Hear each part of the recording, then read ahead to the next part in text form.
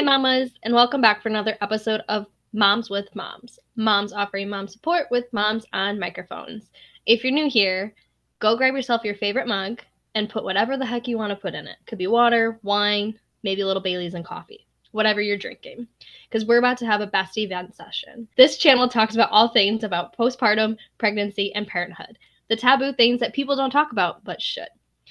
So today's going to be a little bit different. We're going to talk about surrogacy here, and Heathyr has joined us to share her journey. She is obviously a real authentic person, and obviously I stalked her TikTok, and that's why she's here. I had to bring her on, and thankfully she was super open and willing, and obviously worked with Mom Life to come on. So Heathyr, tell us 3 things that you enjoy to do outside of being a mom. Hello. Well, I love rollerblading. I've always loved rollerblading since I was a child. I still love it. And it keeps me in shape, so win-win. I love reading. I love psychological thrillers. Anything where I just don't see the next, like the page turners, the ones I don't know what's going to happen next. I love those. And I love binge watching Love is Blind and shows similar to that. Love it. Are you so Yeah. ready for the reunion? Yes, I need the reunion. I can't believe I'm like, I need it. I need it all in one day. Right? Don't do I this to me. watched the episode last night with my boyfriend because we love trash TV. That's what I Yeah. call like those type of things. Those are trash TV. Yes. It's like mindless, hilarious. And we watched the whole episode. I'm like, wait a minute, where's the reunion? They usually show the Yes, I reunion. need it. Don't they know I'm going to sit here and watch all of them at once? I can't wait a week or No, however long I need to wait. So, yes. no. Great. Who is your favorite character? Well, character. I would say AD. I love her. She's so real. I mean, obviously, you hope all of them are real because it is like reality, but she says what's on her mind, and she doesn't think twice, and she doesn't feel bad, and I just love that. And I just wish I could be more like that. Like, there's so many things, maybe someone's bothering me. I just can't go up and say it. I would just keep it to myself. But I love that she is straight to the point, but she's respectful and nice about it, but still, she doesn't hold anything back. And I just love that. I love her personality so much. Spoiler alert, that's what I'm gonna say before I get into this, because if someone's watching, just Yes. a couple 10 seconds before, I mean after this, so that way you don't get stuck knowing Yes. something. So I was sad for her, but also happy for her because I I was feel like, like don't say yes, don't say yes. Because she's yes, just too good. and I feel like us, we could see all the red flags. He kept making Yes. comments to me that was like, you're literally telling her you're not ready for marriage. And I think that one, I am proud of him for being like up there and being like, you know what, I am not the man you deserve. And I don't think Yes. it was a cop out. I 100%. don't. I do think he genuinely loves her, and I do think he genuinely cares for her. But I wonder if it's because of what he does for her. We will never We will never know. know. Shut up. We just said the same thing. Just so everyone knows, we did not rehearse this, okay? I have only spoken to Heathyr via TikTok, and it's literally been to ask her to come on my show. That's the extent of us getting to know each other. Oh my goodness. Perfect. All right, so let's just dive into it. Okay. So, first, let me ask you this. How many times have you done surrogacy? Or been a So surrogate? I'm getting ready to start my third journey. So I've been a surrogate 2 times. And what made you decide to do it? So I worked at an OB office for about 6 years before my daughter was born, before I was a mom. And I really obviously had never experienced pregnancy. And I was like, oh, that's cool. What I just learned so much at the OB office. And I Yeah. would room doctors. Like I would room do the vitals, like that sort of thing at the OB office, help with exams. And we had a surrogate come in before and I roomed her.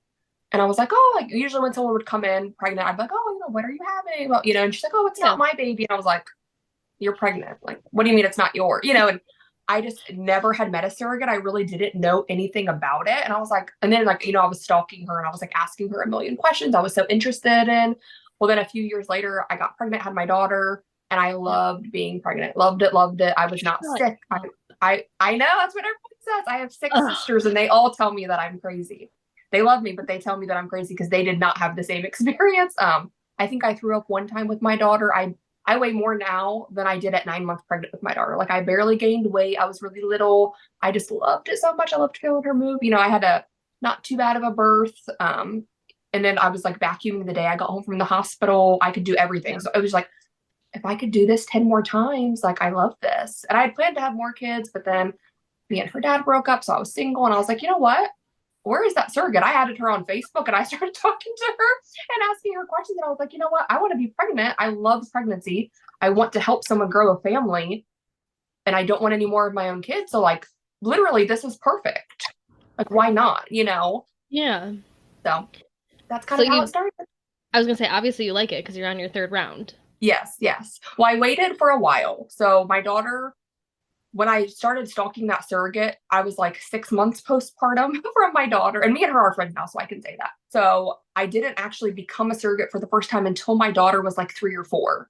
So it's Okay. something that I really thought about for a long time, because you Yeah. are supposed to be done having kids before you're a surrogate, because you could lose a tube, you could lose your uterus. I mean, there's always risks with any pregnancy, whether it's surrogacy related or not. So I really was like, what if I find someone? Well, I never did anyways, but I was like, so I just wanted to make sure I was for sure wanting to do that still. And after 3, 4 years, I was like, you know what? I still want to do it. I still loved being pregnant. And so now it's my time. So that's kind Yeah. of how I began. What would you say is like been the hardest part about being a surrogate then? I think my journey was kind of different than most. My hardest part was the relationship that I wanted to have with a set of parents. I did not get that experience because the first set of intended parents didn't speak to me the entire time. We spoke through our lawyers. So that was horrible for me because I did not want that. I wanted like a friendship relationship, and send Absolutely. belly pictures and send updates and ultrasounds. And I didn't get any of that during my first journey. That's kind of unfortunate because I feel like if I had a surrogate, that's what I would want. Like I would want Yes. you to send me those things. Honestly, I probably would want to go to those appointments with you if I Yes. could.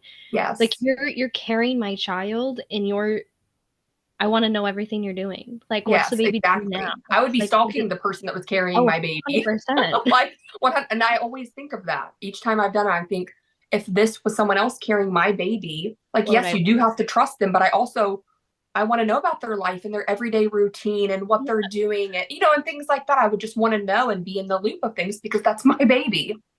So, totally get interesting. that. How was the second one then? Because you said the first one that's how it The second was. one was great. And I actually really wanted to be a surrogate a second time because my first one was so awful. Yeah. But I was like, you know what? I want a better experience. I want the journey that I want a couple that is grateful and excited and wants to go to all the appointments and they did. They didn't. I live in Ohio. They do not live in Ohio. They lived about a 4-hour plane ride away and were at almost every appointment and they were always at every ultrasound. And That's towards the awesome. end, you have a lot of appointments.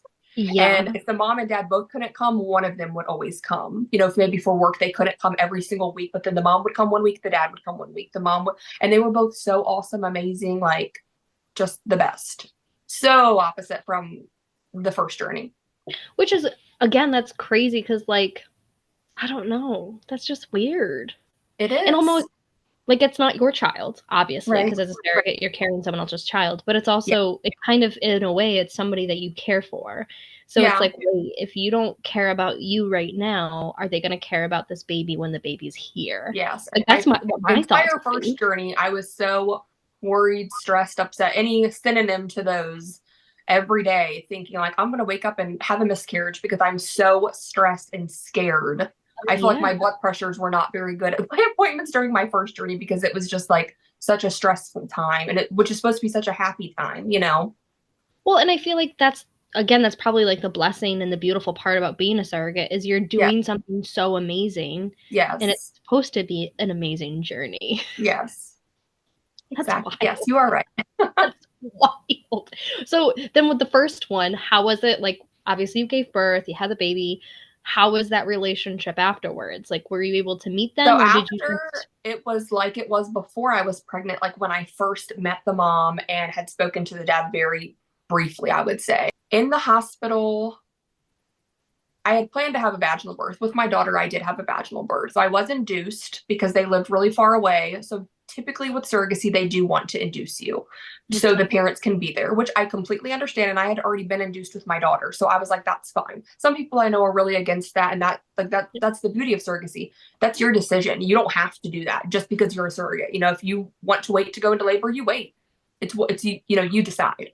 I was okay with with being induced. I had been induced before. My daughter was fine, you know. But unfortunately, when I was induced, I got induced on a Wednesday night. The baby was not born until Friday, and I ended up needing an emergency C-section. So it didn't go that well, but he was healthy. I'm healthy, so it was okay. It was just like a scary situation. But the Yeah. parents were at the hospital. They had had a hotel like right next to the hospital because they couldn't get a room until the baby was born. But once he was born, I mean, let me go back. When we went into the hospital, like when I was induced, they didn't want to see me. They didn't want to talk to me. They told the nurses and the staff that they did not want to be on the same floor as me.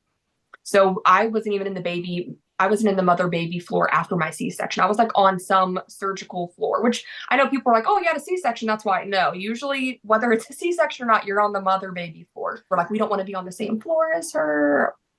So after he was born and like I had got my room and I was like in recovery or whatever, they were in my room. They wheeled me to their room. They let me hold him. They were thanking me. They like went down to the gift shop and got me balloons and flowers and a necklace with his birthstone. They each not together. The mom and the dad each wrote me like thank you notes, like cards, like saying that they'll never forget what I did and I kept their baby safe and they're so grateful. And I mean, oh my gosh, if I had $1 for every picture that I got the first few days he was born, I would never have to have a job again.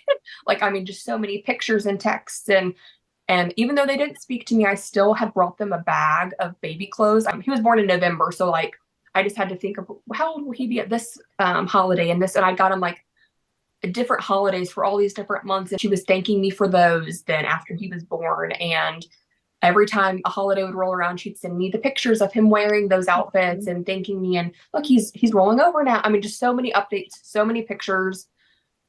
I never would have thought during the pregnancy that that's how things would end up. I would say that's kind of weird because like during your pregnancy was a whole different, Yes, which is weird. Like I feel like it yes, would be opposite. yeah. So I honestly just kind of mentally prepared myself to never hear from them again once I left the hospital because I Yeah. just felt like I had to do that. And people don't realize that when you're a surrogate, no, I didn't want to take the baby home. I know a lot of people are like, how can you just give the baby away? Well, it's not my baby, you know.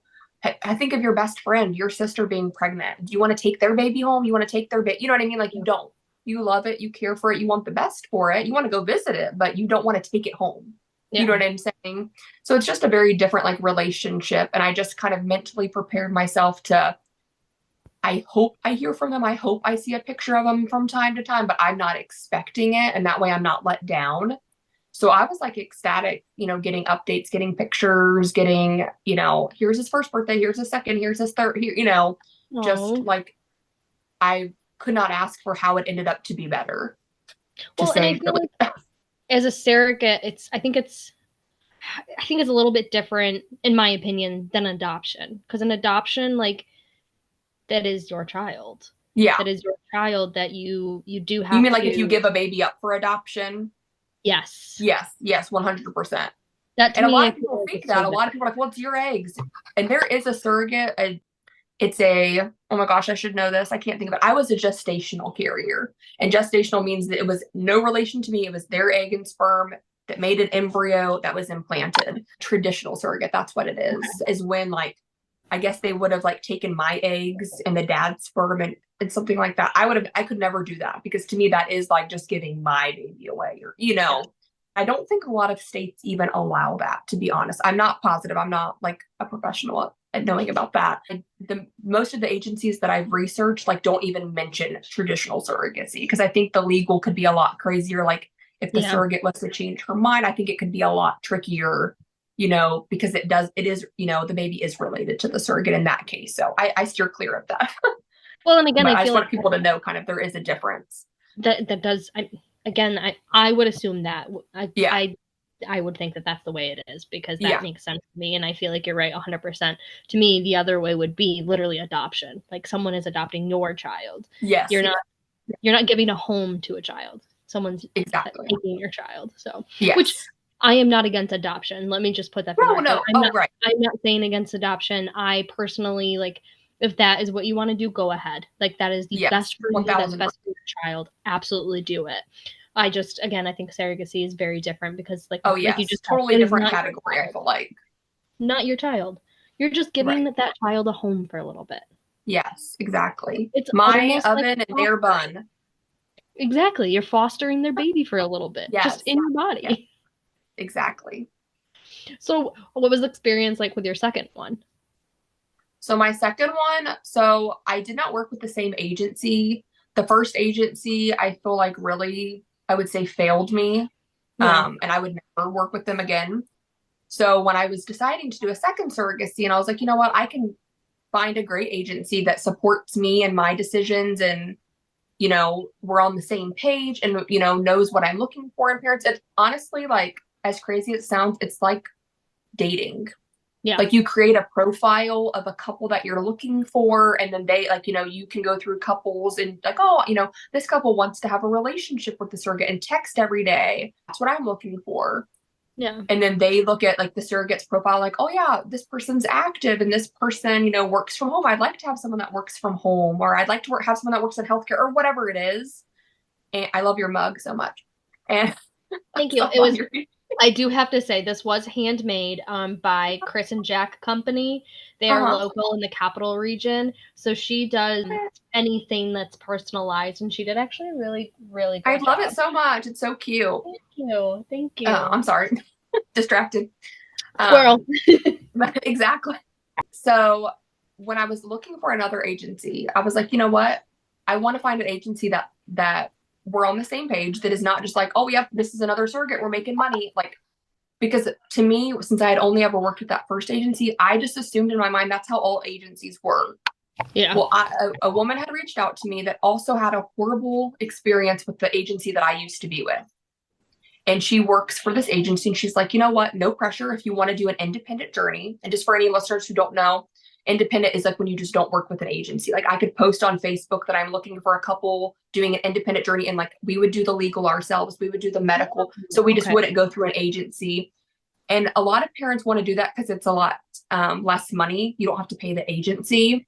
But I personally have just been scared because there's so many steps. And if you miss something, I mean, it could just be chaotic. So I've Yeah. personally always felt better just going through an agency. They take care of your appointments for your travel. I mean, they do the psych check on the parents, on the surrogate. I just feel like I'm more protected with an agency. But she 100%. had reached out saying, you know what, I also had a horrible experience with this agency, and now I work for this agency, and let me tell you about this agency. And she's like, no pressure. So she was telling me all about it, about like the founder, Eloise is her name, and she had a horrible surrogate experience, and she's like, you know what, I'm going to create my own agency where I have people that are on the surrogate side protecting their well-being, but I also have people that are looking out for the intended parents, like not, whereas the first agency I worked with, there's one person per couple and surrogate. So when I was having issues, they kept taking the parent side. And I just felt like no one was listening to me. They didn't care about my feelings because I'm carrying this baby. I better do what the intended parents say and like stop talking pretty much. Like didn't want to hear from me.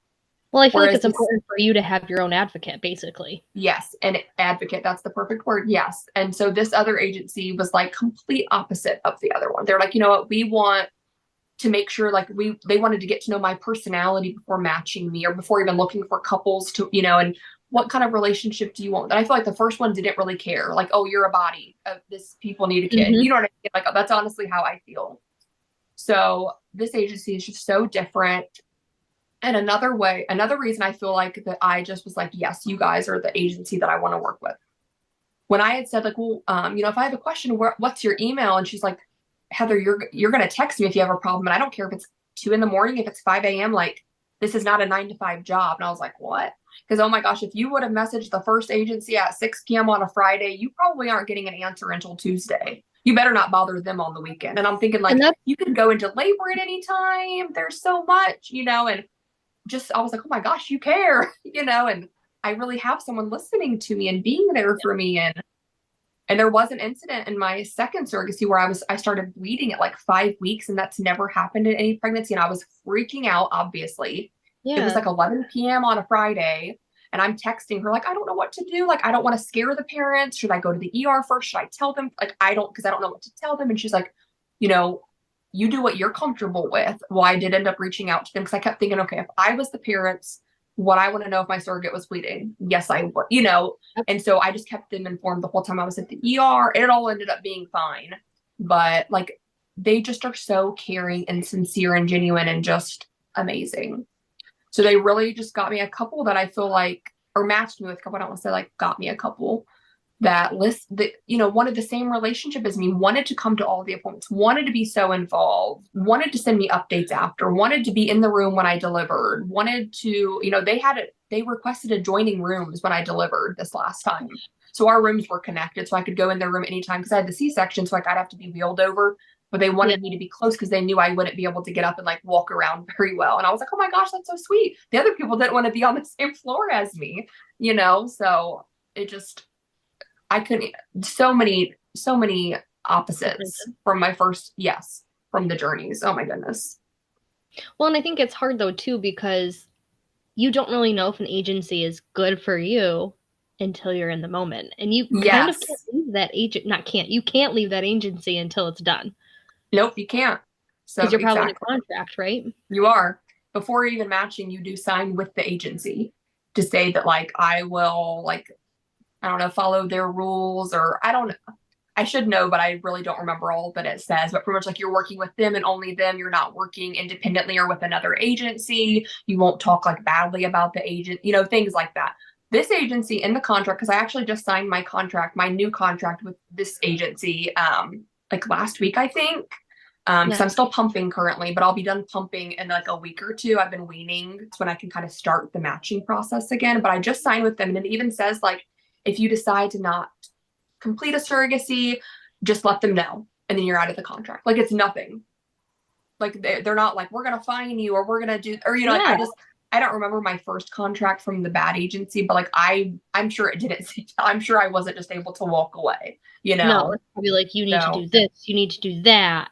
Yes, exactly. So just so different. And I've tried to talk about that on TikTok, that I think surrogacy is wonderful. Can bad things happen? Unfortunately, they can. But that's why you should be so careful about choosing an agency and asking hard questions. Like, if this is to happen, how would you handle this? Am I able to text you in the middle of the night? Like little questions like that, people maybe don't think of until it happens.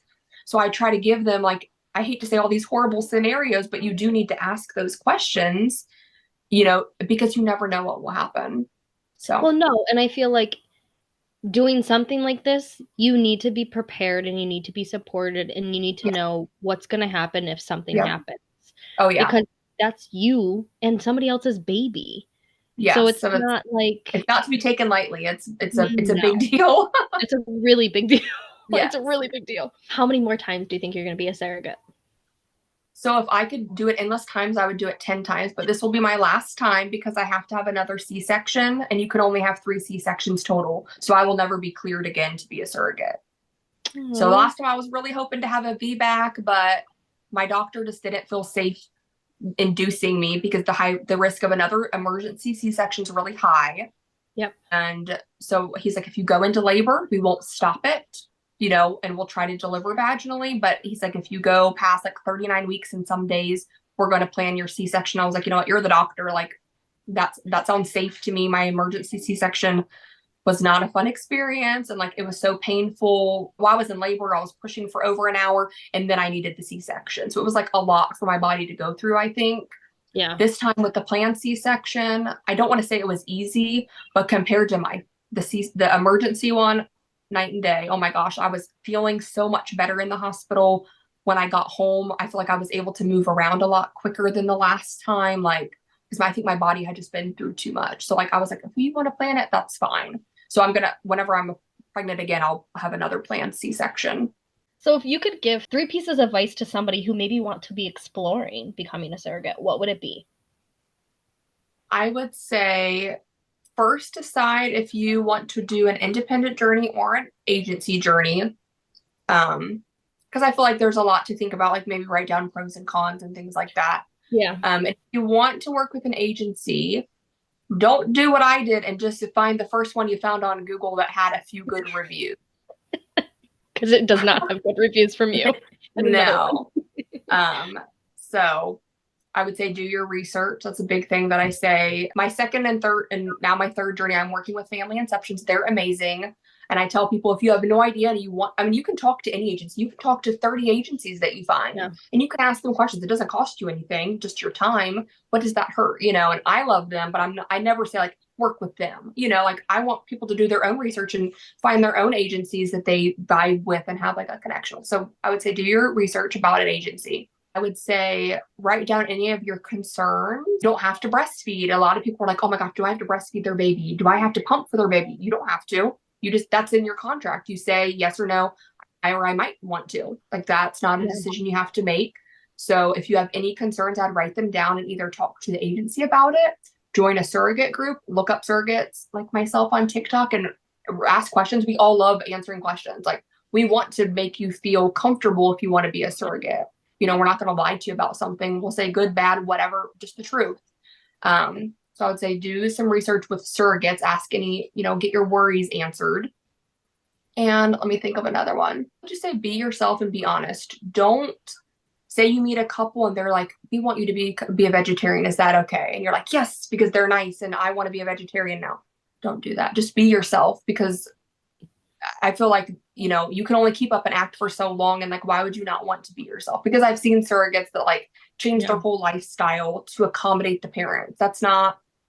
We're not supposed to do that. Like 9 months. Yeah, I'm not doing that. Like if you say diet, I'm out. I'm dropping out of the call because I'm not going to sit here and eat McDonald's every day when I'm carrying your baby. But like, I'm being realistic and I'm not going to eat a grilled chicken salad every single day. Like I'm just not. That's not me. You're like, okay, bye. You know, not for me, bye.